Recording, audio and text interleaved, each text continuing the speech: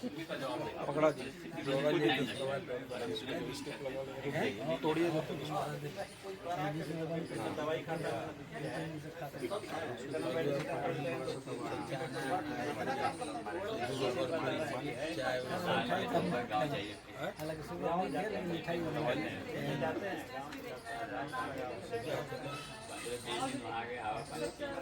इधर आइए नागरी अलग मिलेगा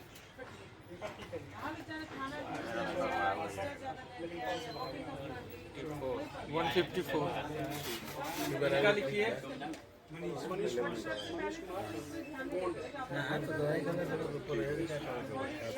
श्री भगवान के सामने 154 लिख लीजिए 154 शुगर एक बिटिया का इलाज करना पड़ेगा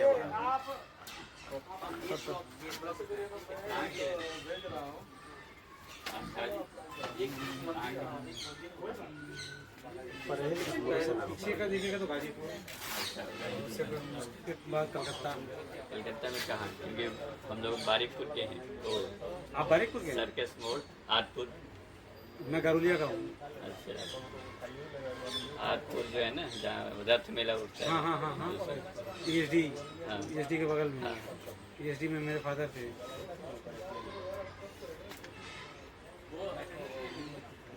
यहाँ पे कहाँ पे है ये सामने कालीबाड़ी में अच्छा यही तो मेरी समस्या है आप लोग बोलते हैं ना नहीं आते हैं क्या हो गया सर फोटो ले लो एक चेयर लो यहाँ पे बैठिए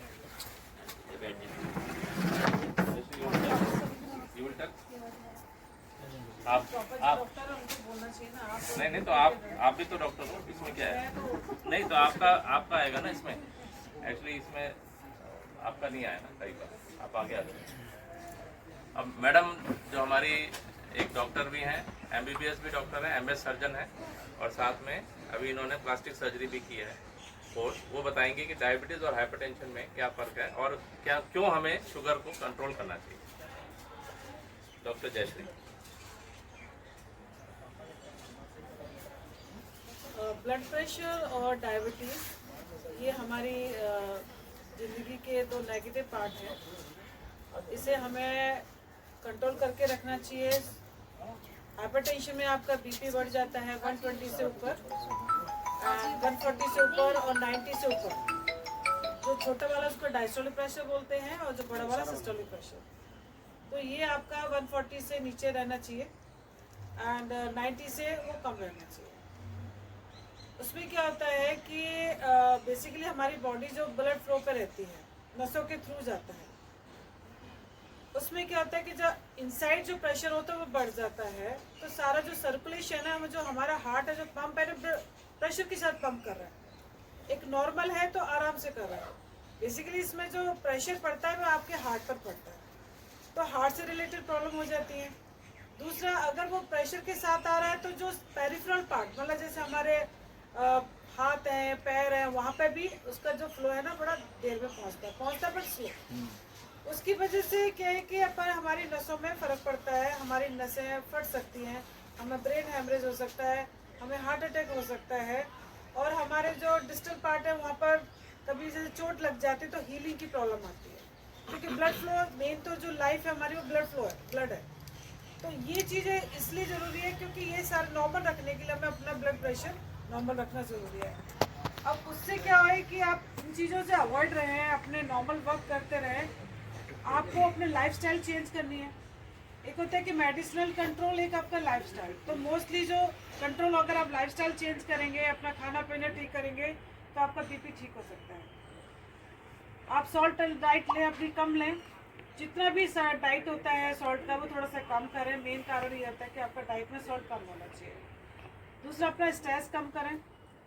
लाइफ में सभी के साथ प्रॉब्लम है छोटा बड़ा कोई भी बंदा उसके साथ प्रॉब्लम है ये सोच के करें कि सबके साथ प्रॉब्लम है तो ज़्यादा टेंशन ना लेने की कोशिश करें और टेंशन लेना कोई सॉल्यूशन नहीं किसी भी प्रॉब्लम का एक ही तरह से दूसरा आप है ना खाना खाने के बाद जब भी आपको टाइम मिले आप 24 आवर में ½ एन आवर एक्सरसाइज जरूर करें एक्सरसाइज का मतलब आपका फास्ट वॉकिंग आपकी थोड़ी सी सांस फूलनी चाहिए आपको थोड़ा सा पसीना आना चाहिए ये आपका मतलब गुड है अदरवाइज नॉर्मल जो वर्क करते हैं, कोई सांस नहीं फूल रही है, नॉर्मल घूमने जा रहे हैं, ये कोई वर्क नहीं है। इवन आपने 24 घंटे की भी ड्यूटी करी है तो इसमें कोई आपकी एक्सरसाइज नहीं हुई। अब जैसे मैं ना 24 घंटे ड्यूटी करके आई हूँ, नाइट ड्यूटी करके आई हूँ, ये मेरा कोई वो नहीं है, एक्सरसाइज नहीं है, मुझे अलग से करना पड़ेगा। तो इसमें आपको बचने के लिए ये है कि आपको अलग से हाफ एन आवर का एक्सरसाइज करना बहुत ज़रूरी है। आप योगा कर सकते हैं, स्ट्रेचिंग कर सकते हैं, वॉकिंग कर सकते हैं, बट 24 घंटे में अपने लिए निकालिए, ठीक है। ब्लड शुगर में ये है कि आपका ब्लड शुगर में ब्लड फ्लो जो शुगर है वो बढ़ जाता है। इसमें फास्टिंग का कुछ क्राइटेरिया होता है, रैंडम का होता है, तो उसको एक कंट्रोल करके रखना है। इसमें भी आपका मेन वही डाइट है। हमारे बॉडी में एक ऑर्गन होता है जो इन चीज़ों को कंट्रोल करता है, लेकिन जब आप ओवर हो जाते हैं, कहते हैं कि ओवर हर चीज़ की हद हर चीज़ की खराब होती है, तो जो ऑर्गन वो खराब हो जाता है, पैंक्रियास बोलते हैं, वो इंसुलिन बनाता है, वो शुगर कंट्रोल करता है। लेकिन आपने इतना ओवरलोड कर देते हैं तो बेचार वो फेल हो जाता है, तो उससे क्या होता है, आपका शुगर बढ़ने लगता है। तो उसको लिए आपने अपना ध्यान रखें कि आपने नॉर्मल डाइट रखें। ज़्यादा मीठा कभी कभार हो गया, लेकिन जैसे आपने मॉर्निंग में अगर डाइट ज़्यादा ले ली मीठी, तो शाम को आप थोड़ा सा नॉर्मल कर लीजिए। तो बैलेंस डाइट बहुत ज़रूरी है। कार्बोहाइड्रेट डाइट जैसे आपका शुगर है और आलू है, राइस है, ये थोड़ा सा अपनी डाइट में कम करें। अपनी प्रोटीन डाइट ज़्यादा बढ़ाएं। कार्बोहाइड्रेट ऐसा नहीं है कि मीठा खाने से ही शुगर हो जाता है। कार्बोहाइड्रेट डाइट जो चावलों में होता है, आलू में होता है, ये भी आपके शुगर को बढ़ाता है। अल्टीमेट वो कन्वर्ट हो जाते हैं शुगर में, और वो चीज़ हमारे बॉडी में हो जाता है। शुगर बढ़ेगा तो उसमें क्या होगा कि आपकी जो इम्यूनिटी है किसी भी चीज़ के अगेंस्ट में, जैसे आपके घाव हो गया, चोट लग गई और आपको शुगर है, तो वो जो घाव है, जो मेरा अगर मेरे को शुगर नहीं है, वो 5 दिन में बढ़ जाएगा, आपका 15 दिन में भरेगा। इस 15 दिन में आपको इन्फेक्शन के भी चांसेस है। आपकी जो अंडरलाइंग बोन है वो भी आपकी वीक रहेगी। तो हर तरह से आपको कंट्रोल करना ज़रूरी है, और ये लाइफ में आपके लिए बहुत ज़रूरी है। डायबिटीज़ ऐसा नहीं है कि खाली शुगर से रिलेटेड, इनफैक्ट बाकी आपके सारे मल्टीपल ऑर्गन को इन्वॉल्व करती है। आपको किडनी का भी इन्वॉल्व करती है, आपके पैरों को भी करती है, आपके ब्रेन को भी करती है, हर चीज़ को करती है। तो ऐसा नहीं कि लोग कहते हैं कि थोड़ी सी दिक्कत होगी, नहीं, दिक्कत नहीं, बहुत बड़ी चीज़ है, बट ये कि क्यूरेबल है। आप इन चीज़ को क्यूरेबल तो नहीं है कि कंट्रोलेबल है। अगर आपको कंट्रोल करके रखेंगे तो ये चीज़ आपकी लाइफ लॉन्ग चलती रहेगी। दवा लेते रहिए, फिट रहेंगे, फिट एंड फाइन रहेंगे, है ना। तो आपको ये ध्यान रखें कि आपकी लाइफस्टाइल, आपका डाइट पैटर्न और आपका स्ट्रेस, लाइफ स्टाइल आपको खुद ही देखना पड़ेगा। आपको वॉक करना पड़ेगा, आपको डाइट का आप लोग खुद ध्यान रखें, तेल मसाले की चीज़ें कम खाएं, और ये चीज़ करके ये कि आपका फर्दर जो स्ट्रेस बढ़ता है वो भी कम होगा। स्ट्रेस से ये कि आप अपना थोड़ा सा योगा, स्ट्रेचिंग करेंगे तो उससे बेटर रहेगा। ओवरऑल जो भी प्रॉब्लम है आपने क्रिएट करी है, आपकी बॉडी ने क्रिएट करी है, तो आपको ही इसका सॉल्यूशन करना। आप ही उसी के डॉक्टर हैं, कोई दूसरा आपके लिए कुछ नहीं कर पाएगा। आपको टाइम पर दवा लेनी पड़ेगी, आपको टाइम, तो आपकी जो प्रॉब्लम है आप ही सॉल्व करेंगे, है ना। तो ये आप इस चीज़ को एक्सेप्ट करें और इस चीज़ के आगे कंट्रोल करने की कोशिश करें, और ताकि हम अपना जो हम लोग जो यहाँ पर एकत्रित हुए हैं, ये हमारे यूनिक टीम है, स्पेशल टीम है। भीड़ की चाल नहीं है, हम भीड़ के रास्ते पर नहीं चल रहे, हम लोग अलग से काम कर रहे हैं। और जो अलग से काम जिंदगी में करता है वो हमेशा नाम रखता है, अलग से नाम। भीड़ तो बहुत है, सब बच्चे अपने पाल रहे हैं, सब अपने बच्चों की एजुकेशन दे रहे हैं, बच्चों की शादी कर रहे हैं, तो what is the unique? Nothing is there. Unique है कि हम अपना टाइम निकाल के नाइट ड्यूटी करके सब लोग नाइट जग के हम बैठे हैं, ये दिस इज द यूनिक। हम औरों के लिए करें, घर में बैठे नहीं, हम टीवी नहीं देख रहे, हम अपने समाज के लिए काम कर रहे हैं, दिस इज द यूनिक। तो हमें अपने पर, सारे लोग जो यहाँ पर हैं, हमें अपने ऊपर गर्व होना चाहिए कि yes we are doing unique work. हमारे समाज में बाकी लाखों लोग होंगे वो नहीं कर रहे, we are they are different, but हम लोग अलग हैं। तो हमें एक घर से जो स्टेप उठाया है, ये हमें अपने गर्व होना चाहिए, हमारी फैमिली को गर्व होना चाहिए, और इसमें अपने आप को ये पीठ थप दबाने वाला काम है ये।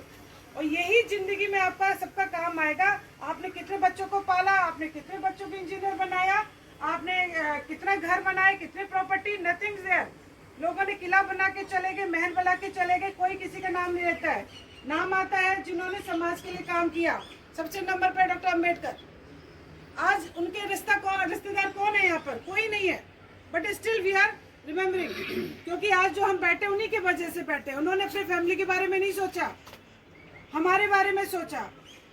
तो हम भी ऐसे काम कर रहे हैं, हम उनके बराबर नहीं कर रहे, लेकिन हम उनके पद चिन्हों पे चल रहे हैं।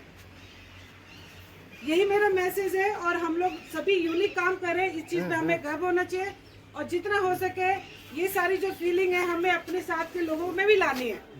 अपने लिए तो हर कोई जीता है, जानवर भी जीता है, but we are the different.